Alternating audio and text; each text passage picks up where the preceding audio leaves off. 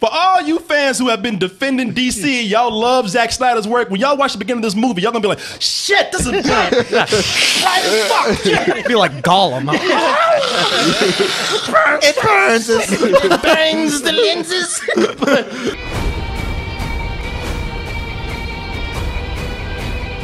I never liked Wonder Woman. I thought Wonder Woman was one of the dumbest looking superheroes out there. Yeah, she out there fighting crime in a bikini. You know what? I didn't mind that. Of course not. I mean, that was, you know, She whacked, but them draws though. I'm a fair man, you know. There was some good things about her, you know. She was fine as hell. I give you that. But I always thought she was a little dumb. I thought the outfit was nice, but I never, for an Amazon chick, I told you, I never liked the Miss America motif going on with it. Never liked that invisible jet she was flying around in. Hated that shit. It just looked dumb. And then she would choose some of the dumbest superheroes to fly with. Like, you know, never got. Wait, what?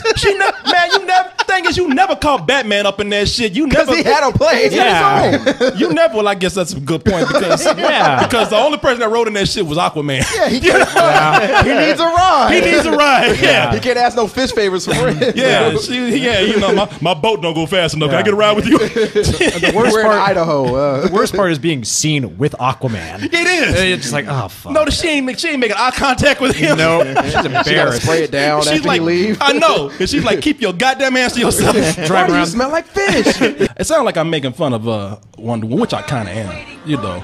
But that show, as corny as it was, that show was lovable. The one from the '70s with Linda Carter, because I mean, yeah, it was stupid, but it was that lovable stupid. It's just so fucking goofy. You can't help but like it.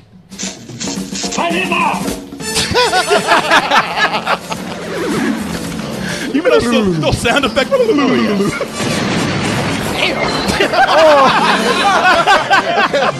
They didn't really have the budget for special effects, so to make her look like she was jumping, they just had the cameraman on the ground. Well, they did that with everything. They did it with the Hulk and the $6 Million Man. That was just the TV technique of the day.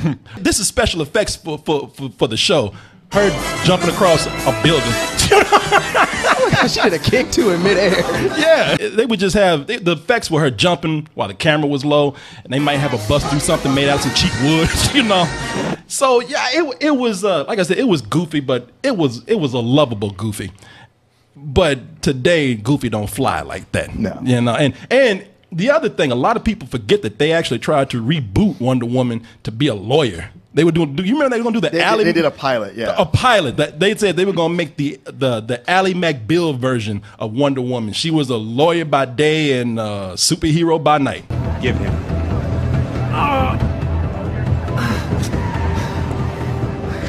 right, take this shit. Pretty sure she would have snapped that man's neck if she did that. Yeah. I'll give you a corpse. Did somebody throw talcum powder on the ground? Yeah, man. Yeah, slid his ass like a fish. I got a bowling alley or something. Wonder Woman. That's another reason why I thought it was hard, because everything I've seen has just been so silly. Sure. Yeah. I you know, if I said if you can even make this halfway work, then I would appreciate that effort. And with this, we looked at the trailer and we said, you know something? They're taking it serious in the right ways. One of the ways being is that they put it in a time period, World War II, and World War I. World War I, and they actually made that look really cool. And in this time where they're talking about how they want to make stronger females in movies, this is one of the trailers that showed them doing that didn't seem phony. Who is this woman? She's my secretary, sir. She's a very good secretary. But the moment the movie started, I did not like what was going on at all. They started, what's her island home name? Themyscira. Mm-hmm. Themyscira. I did not like what was going on Themyscira. While they were on Themyscira, it was immediately they started having a lot of corny dialogue that was going on. All these women were talking with, like Amazon, so they were talking with this fierceness for these just really standard lame lines. And I said, wow, you know something? I don't know if we're going through some Ghostbuster shit again. Oh, no. Everybody like, I can't talk about this bitch, otherwise you're going to call me a sexist. I can't say nothing. For the story that they had, it was cool, and I like what they were trying to do with it. It's the origin story of Princess Diana. She's going down, she's discovering the world of man. and realizing man ain't shit. All they do is cause trouble. All they do is fight each other. They sitting around, they being petty over things, killing each other over some nonsense.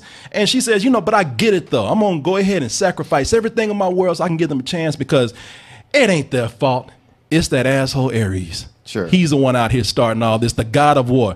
If I can kill that bitch right there, then the world can be peaceful like my homeland. I didn't even like her origin story that much, because the little girl that they got to play her, I did not like that little girl. Fortunately, she wasn't on there too long, but Corey Coleman says, fuck that little girl. Man, fuck that little girl. Who would wield it?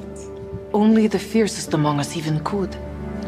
And that is not you, Diana. Yeah, you ain't shit. She's like, keep talking that shit. I'm gonna kill you and the reason why I didn't like her, and I'm gonna get your opinion right after I say this, is that I felt like when she was acting, she's one of those child actors that it's obvious she's acting. Either it's her or the direction that she was given. She's cute, but that was the problem. She was too cute. Like, she's looking at all these warriors fighting. She's like, I want to be like y'all. Pew, pew. And then there's moments when her mother's reading her stories and they cut to her face. And I hate when wonder for a child means they got to tilt their head at every word you're saying. And I was just like, Jesus, well, it's man. one of these things with child actors. A lot of times you go like, well, I can cut them slack. They're a little kid. What do they know?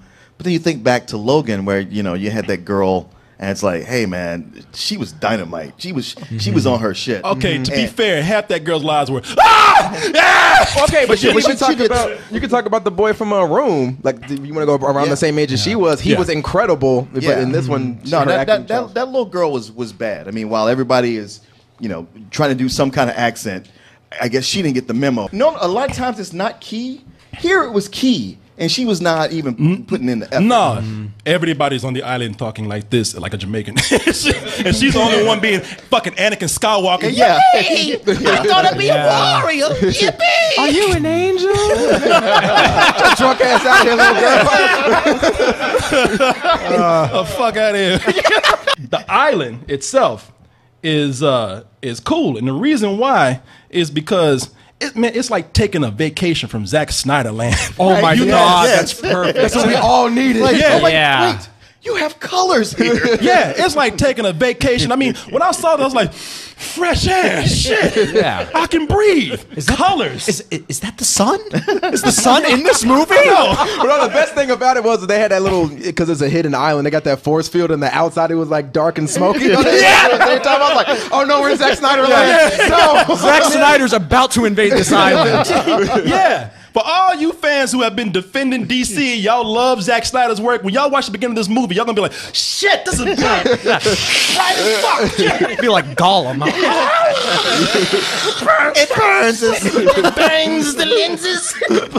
and I love the sets. And I'm talking about these Amazons, but I love the Amazons too. I love how they were all different races. I like that the black women don't ever have to redo their perms. They don't ever have to get their hair did.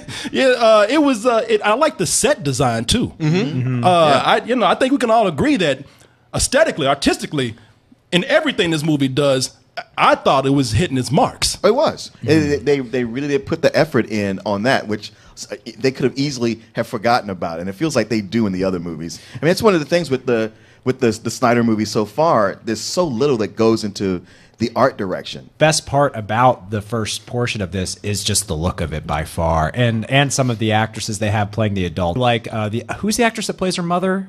Connie Nielsen. She's great, and so is Robin Wright. Yeah. I didn't even know Robin Wright was in this. It took me a while to go like, oh shit, that is her. And once those Germans hit that beach and they start invading and the action starts kicking in, and they show how because you saw the Amazons training. Sure. And you went to see them use that training in action. Oh, like, all right, shit, if we can keep this up right here and they can just shut up, this would be cool. Well, also they a good thing they have going on is like all the women they cast as Amazons.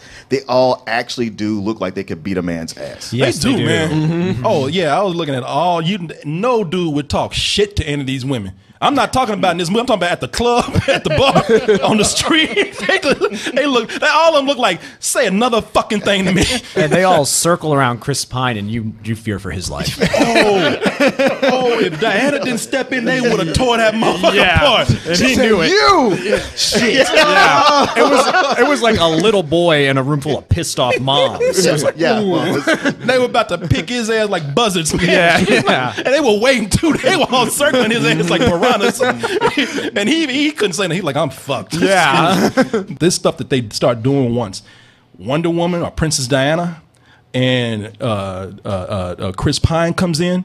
What's his name? I keep wanting to call him Steve Rogers, man. Yeah, Steve Trevor. I know. I want to say Captain Kirk. Yeah. I want to say Captain America. So I gotta get them straight. We start following them, and that's where the movie actually starts to take off for me. That's when it's a little more relatively lighthearted. That's when it has a lot more humor to it. And Gal Gadot as Wonder Woman or Princess Diana, that's when we get to see, in my opinion, how great she is for this role. They wrote, it's not just her. I thought, this is me, because I know somebody's going to disagree with me. I thought they wrote her well because it's a fish out of water story when they get to her. Like she goes to London, you know, she's there during the war, and she's trying to bumble and stumble her way around.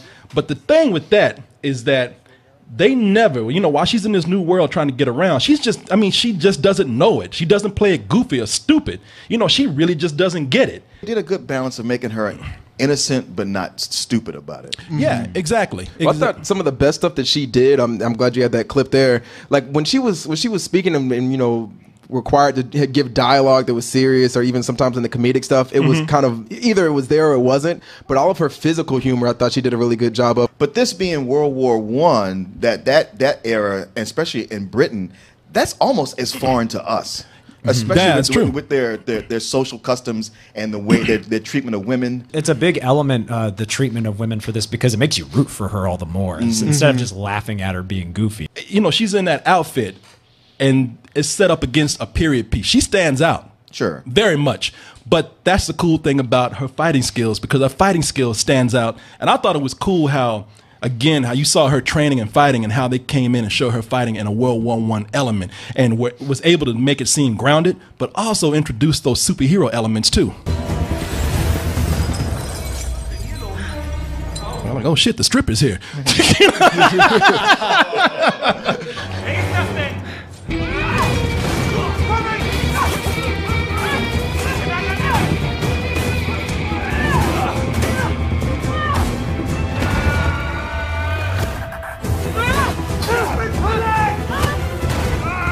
I do like, yeah, now this is a bachelor party right here.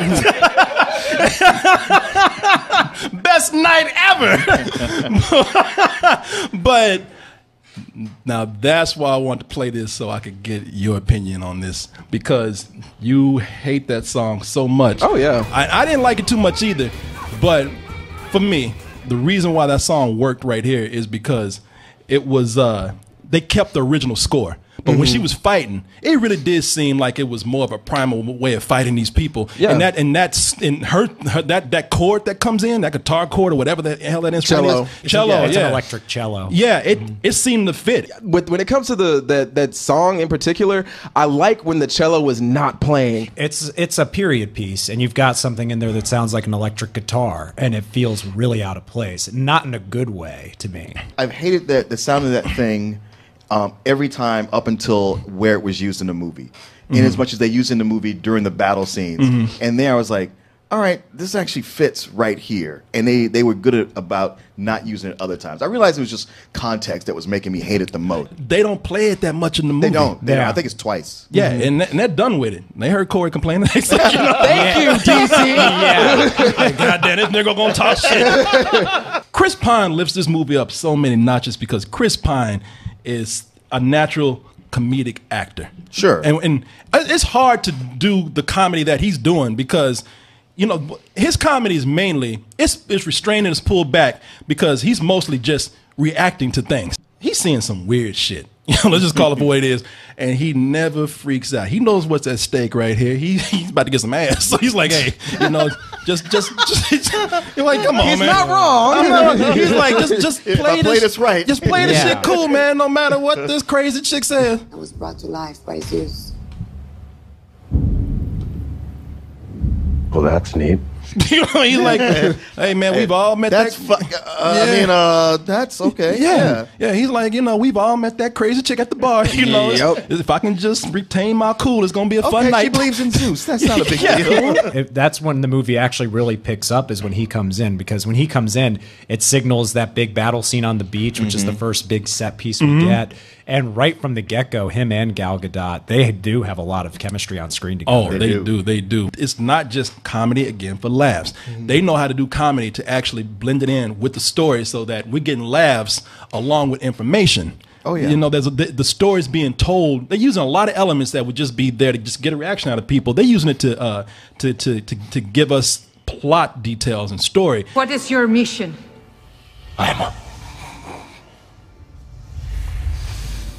I am a spy! He just came. You know? he like, give me some more of that rope. That shit is good. That's a very important scene right there, because the deliverance, you know, what do you call it when they just exposition? They're giving us exposition, and he's not in a room with Wonder Woman walking around. Well, let me sit you, and by you I mean the audience, down and tell you everything that's been going on. Who are you? Well, I'm Steve Tripp. You got a moment? Yeah, sit down.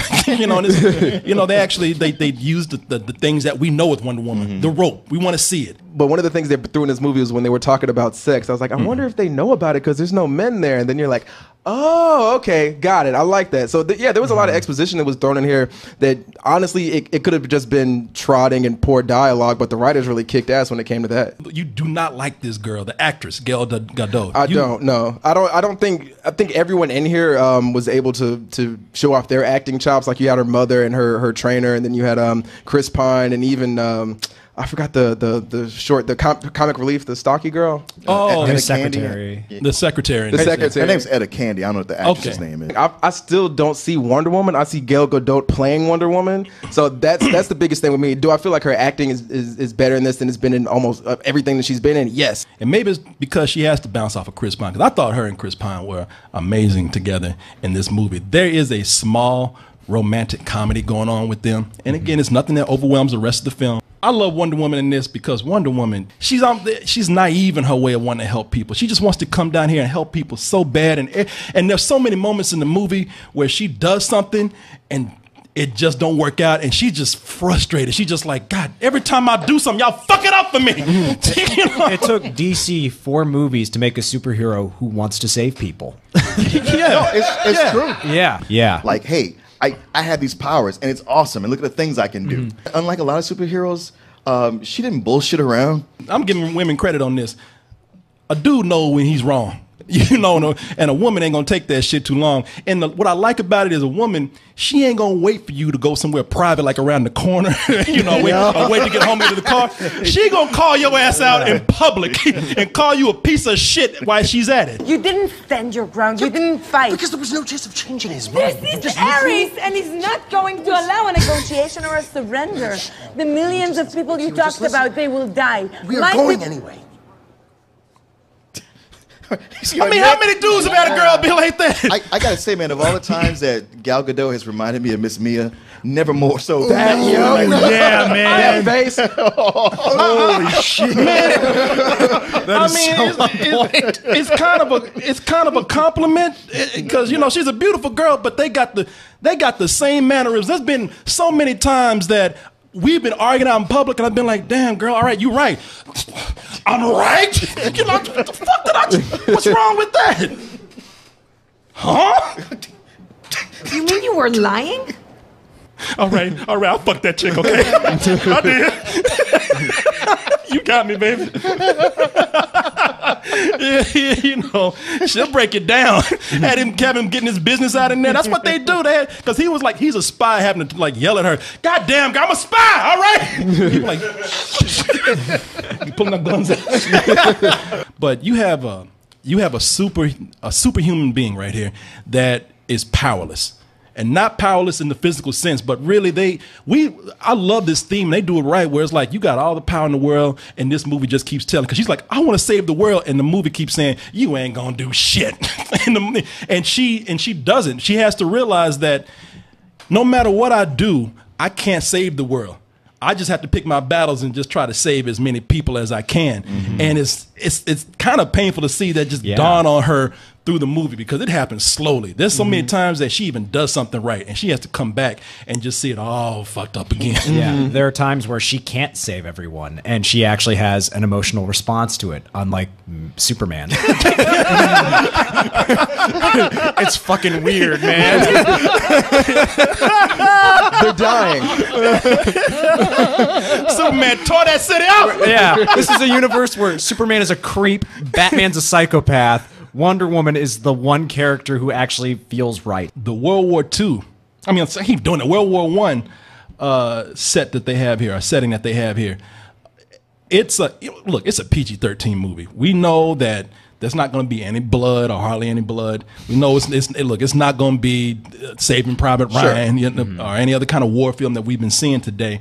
But I do love the way that, to add to her feeling so powerless, is that they made World War I look horrible, man. Because it was. Yes. But you know, there's not a lot of movies made about World War I, but whenever you see them, you're like, shit, did they fight the entire war in mud? Without having to show any kind of blood or anything. They show some limbs missing on people, but they show all these families that are being split apart. They show children who are dying.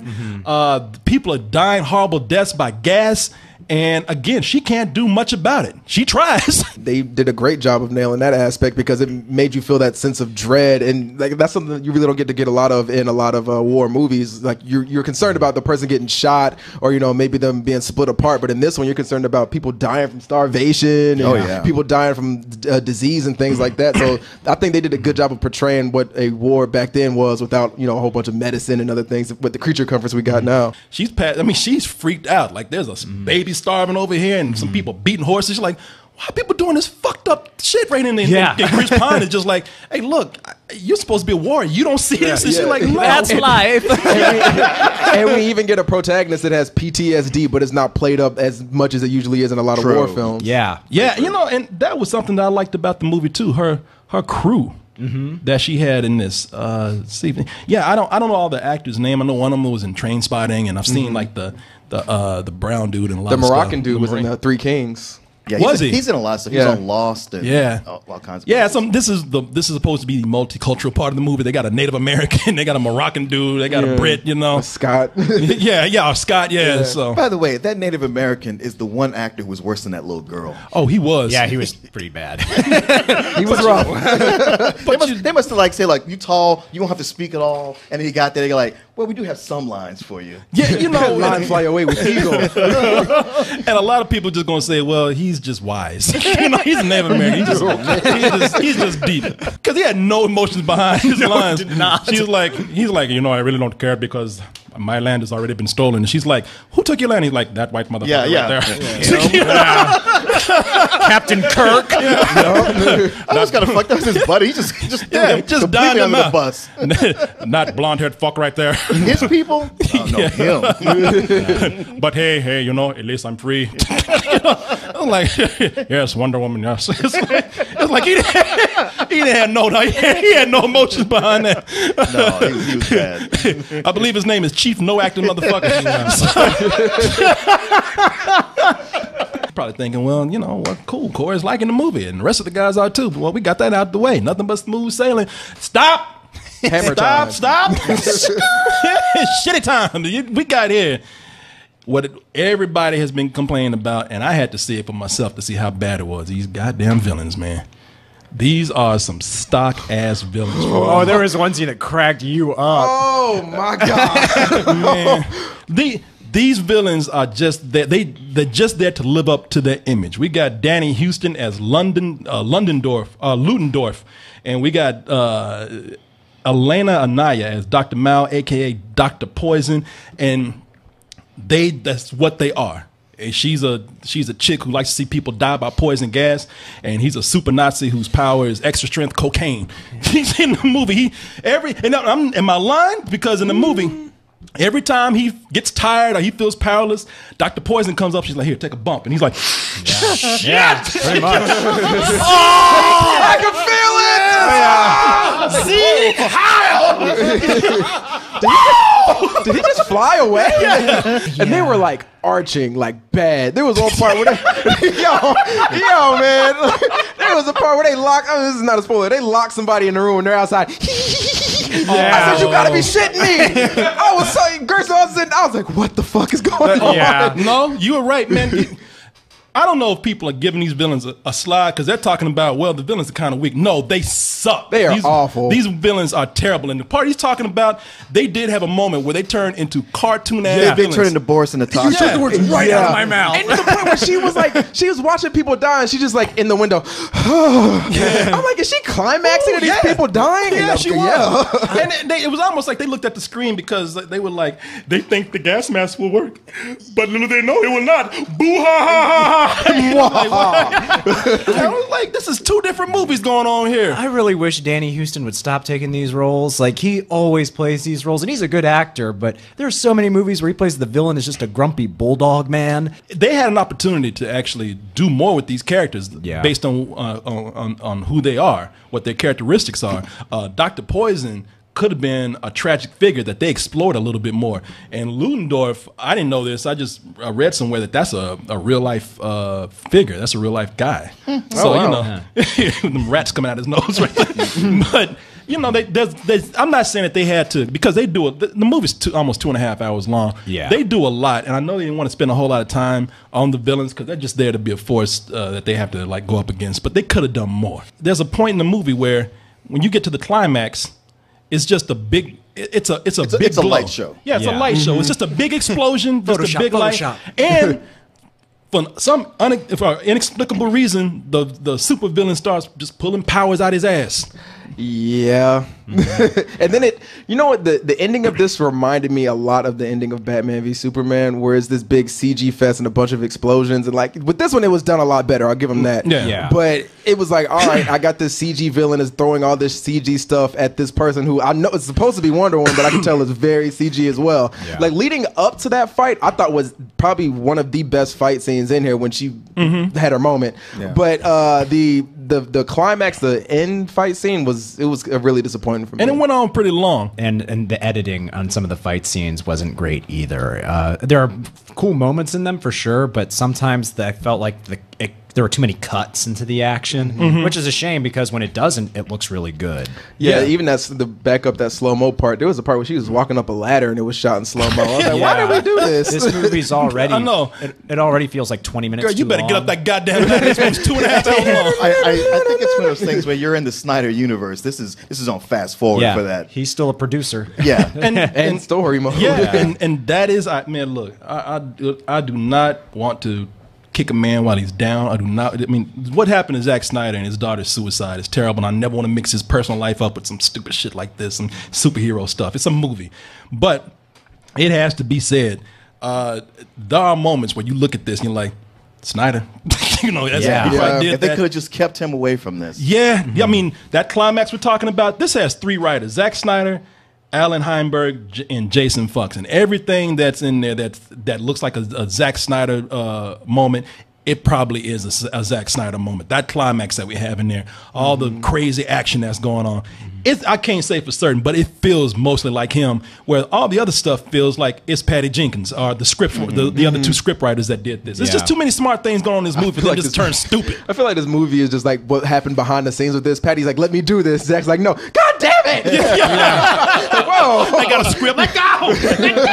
And so much about watching this reminded me of watching the first Captain America movie. I mean, it's too hard to you can't miss the comparisons, but it was favorable. I was like, you know what? It's got its own sense of style and artistry, but it takes a lot of the same notes, but it does it well. It's almost like Captain America meets Thor, and we put Wonder Woman in the place. And for the most part, it works, and I was fine with it, everything. And I was like, man, I'm really having a good time with this. I still liked it enough to give it a low full price. A low full price. All right, then. Well, they got you, Martin. I mean, the things that were enjoyable were very enjoyable. Yeah, well, they got you, Martin. They got you. Mr. Goodwin, sir. It's entertaining. It's fun, but I wouldn't say this is the movie that makes me is going to restore my faith in DC and go looking forward to Justice League. But I feel like they didn't make a fantastic movie, but they made an above acceptable one. So this one, it's a matinee for me. All right, Mr. Girts. I was really, really disappointed in this movie because it's actually good. And I've really...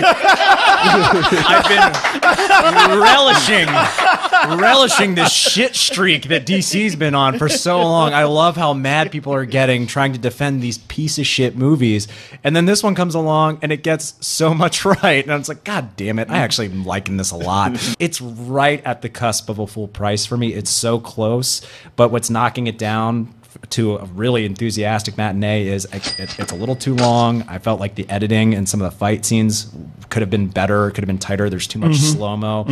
And I hate that fucking electric cello so fucking much. Man. No, man. Because that cello was there twice for like a second. 2 times too many. So all of those things combined, and the villains are goofy as shit too. All those things combined knock it down to, it's really close to a full price, but for me, it's a really high matinee. And there was a dude about to erase fuck Girts, and you heard that cello come in. Yeah. Like, no.